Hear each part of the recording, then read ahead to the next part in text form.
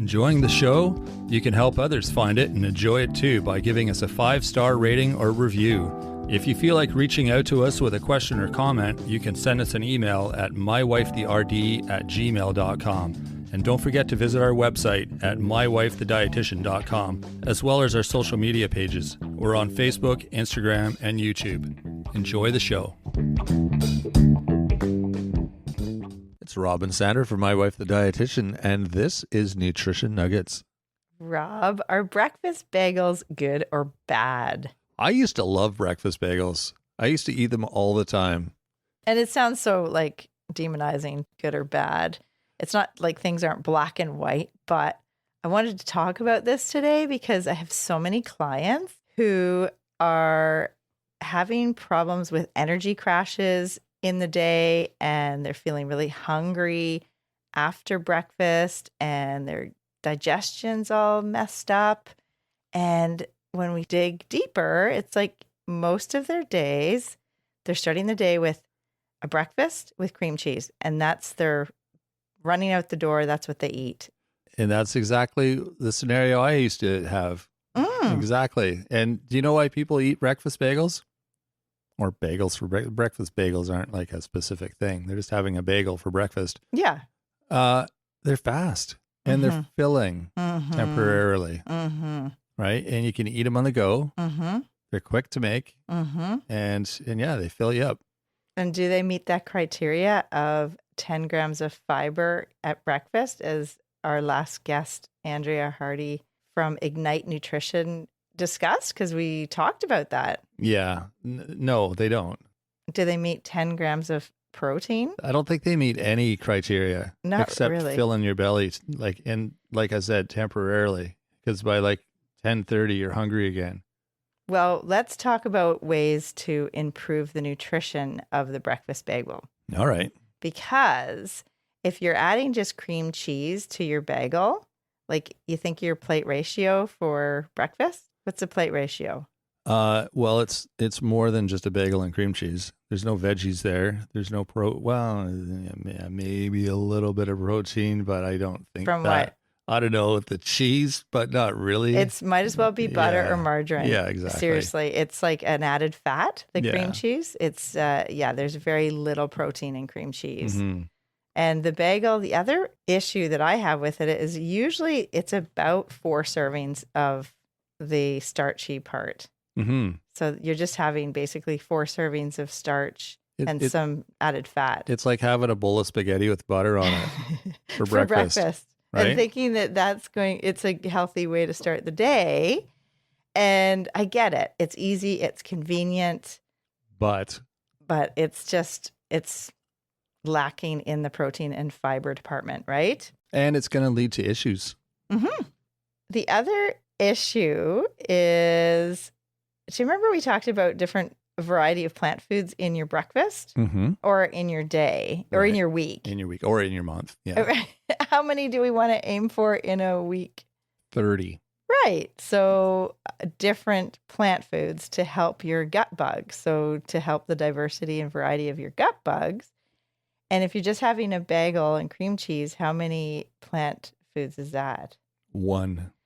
Pretty much. Maybe 2. Okay. So that's where we can start. Let's actually, we did an episode, Nutrition Nuggets 73. How many plant foods are in your breakfast? That was what it was called. So we kind of talked about what we're eating and ways to get more variety of plant foods. And you can with your breakfast bagel. So let's talk about this. So a lot of people I talk to, they're having the white, like just white breakfast bagel with cream cheese. Right. So maybe choosing a different bagel, like what? A whole wheat. Yeah. Would make more sense. Or sprouted grain. Sure. Yeah. Something with a bit more than just straight up white flour. Yeah. Yeah. And then sometimes actually some bagels now are like protein rich. So they're adding whey protein into the bagel. No way. When they make yes way. Yes way. Yeah. Yeah. The yes way bagels. Exactly. So it's a little bit more protein.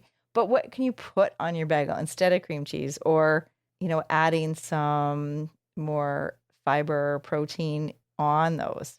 What do you think? Well, peanut butter is a pretty standard choice. Although the problem with peanut butter on a bagel, if it's been toasted, is it sort of melts kind of. The peanut butter gets It's yummy. I drippy love that. but it drips through the hole in the bagel and then it gets all over you and it makes a mess. I love it. Oh, you like that? Okay. Sure. But what if it's like you're driving to work and it's all over your like work clothes? I know. I know, right? But like versus a piece of toast with peanut butter is a lot easier to eat. But that's the problem with peanut butter. I think I'm going to have this for breakfast. It I know, sounds we're so making delicious. you hungry. Now you're going to understand why everyone eats bagels for breakfast. Yeah. No, but it's, I would suggest if this is your staple, maybe try something different for a while and see if that works in terms of your digestive health and your energy crashes. You might have more sustained energy if you have a different type of breakfast. And we did an episode on, Nutrition Nuggets 25, breakfast ideas with protein or high protein breakfast ideas. I think I can't remember. It was like the name. 9 protein rich breakfast ideas. Oh, that's what it was. I believe it was called. You. Yes. Okay. And there was Nutrition Nuggets 119, having protein for breakfast to lose weight. That was another one we did. So we've talked about this before. Yeah, a few times. But I've just seen a recurring theme lately with different people, and there are ways to make it a bit healthier. So what about adding avocado to add some healthy fats and some fiber? Yeah, there you go. You know what I like is hummus. Yes. I eat that stuff like 3 times a day. So It's good. so good. And Yeah. it's really good on toast. Yeah. Yeah. And it'd be Yeah. great on a bagel because bagels just have that sort of light, sort of like the texture of a bagel is really nice. Yeah. So, and that lentil spread that I just made. oh, yes. That was so good. It was like hummus, but it was made with lentils and veggies. Mm-hmm. And it ended up being, we actually tried the recipe that Andrea Hardy had suggested when we asked her at the end what you'd bring to a potluck. And she described this lentil. It's like a sauce. I think it was supposed to be a sauce. Yeah, over roasted carrots and kale. Mm-hmm. We did roasted carrots and roasted sweet potato. And then I made the lentils.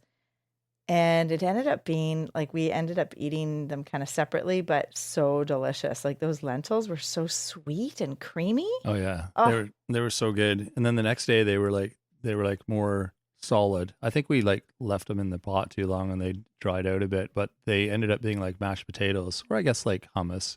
Yeah. That kind of so good. Yeah, texture, but yeah, really tasty. Really tasty.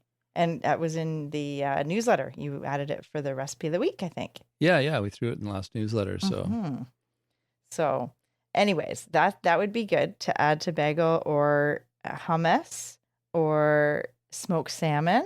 That would be good for protein or eggs, of course. One thing I'll mention too is I think some people, and I might be wrong, I'm just sort of throwing this out there, but some people might be stuck on kind of what you can eat for breakfast in terms of like hummus isn't a breakfast food. That's something you eat later in the day, or, you know, you don't have a sandwich for breakfast. You know, you should have eggs and bacon or waffles or something, you know, like the traditional types of breakfast foods. Some people just, I think, might be stuck on having a certain type of food first thing in the morning. Yeah, I think you're right. Absolutely. And it limits those, you know, it limits their choices to the bagels and cream cheese or the, you know, the standard breakfast foods, which really there's not a lot of choice when you think about, like if you go to a breakfast place, you've got your egg stuff, you got your waffles and pancakes, cereal, and, well, yeah, yogurt, berries, those things. There's not a lot, you know?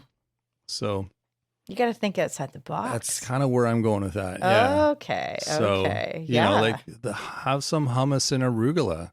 Yes. On delicious. A bagel, or, you know. Do you remember we used to have the peanut butter and tomato and basil? Yeah.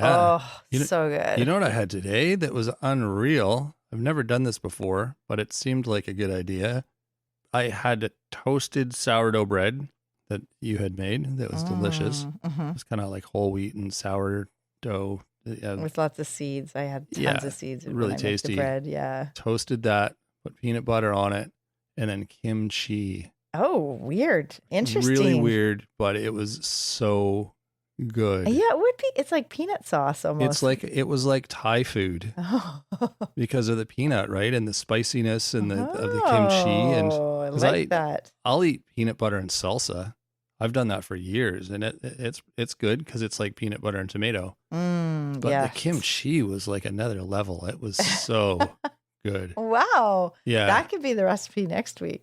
Yeah. A lot of people would be like, what? I know. I know Oh. some people don't like the savory in the morning, but I think, if you eat leftover pizza. Yeah, exactly. I did eat the leftover pizza, by the way. I know. I was looking for it. I know. Well, made some homemade pizza. You got to be quick. Good. Yes. Yeah. So, anyways, this is just a nutrition nugget. So, I just wanted to bring that up that if you're eating a white bagel with cream cheese day after day after day, you'll probably notice some energy crashes. You might have some issues with digestion, like possible constipation, and it could affect your cravings later in the day. Like you might have more cravings because your body just has not got the nutrition. Like it's not a great start to the day in terms of nutritional quality. So try to add some fiber, add some protein, maybe some healthy fats, and think of that plate ratio. So getting some kind of, we didn't talk about fruit. Sometimes you can put like peanut butter and banana, or berries. Oh yeah, peanut butter and blackberries. Yeah. Or blueberries. Yeah. Or raspberries. So like or strawberries. fresh fruit topping. Oh yeah, those are good. And you can even put cottage cheese on the bagel. That would be another way to get some protein in there.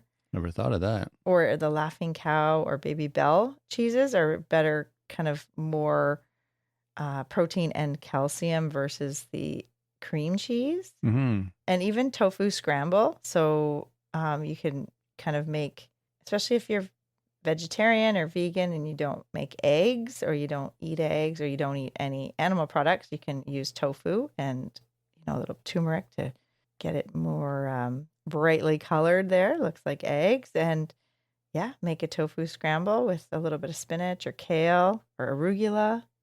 So there's lots of ways to kind of elevate the nutrition of your breakfast.